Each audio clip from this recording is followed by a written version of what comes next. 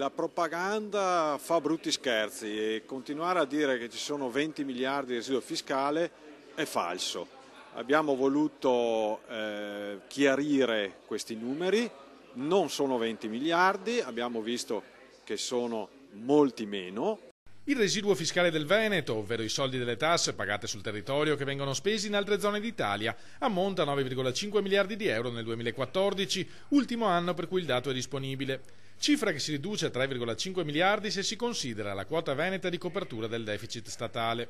I dati emergono da uno studio realizzato da Luciano Greco, docente in Scienze delle Finanze dell'Università di Padova. Questa ricerca, sostiene il capogruppo PD in Regione Stefano Fracasso, sconfessa le affermazioni del governatore Luca Zaia che parla in un'occasione di un residuo fiscale di 21 miliardi e in un'altra di 15,4 miliardi. All'origine della discrepanza un diverso metodo di calcolo. Se pensiamo che i benefici della spesa siano dove sono i dipendenti, allora otteniamo le stime che vedono il Veneto con un residuo enorme e il Lazio praticamente senza residuo.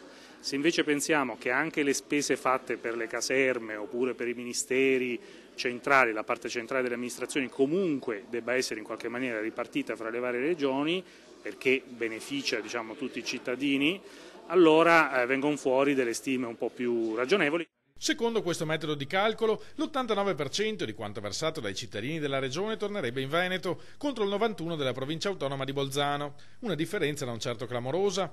Restiamo favorevoli all'autonomia, puntualizzano dal PD, nel senso di una maggiore attribuzione di competenze, ma questo non porterà chissà quali risorse in più nella nostra regione. L'autonomia è una cosa seria, ci vuole chiarezza e non va bene ingannare i veneti raccontando che ci sono 20 miliardi così che possono ballare di qua e di là. Non ci sono.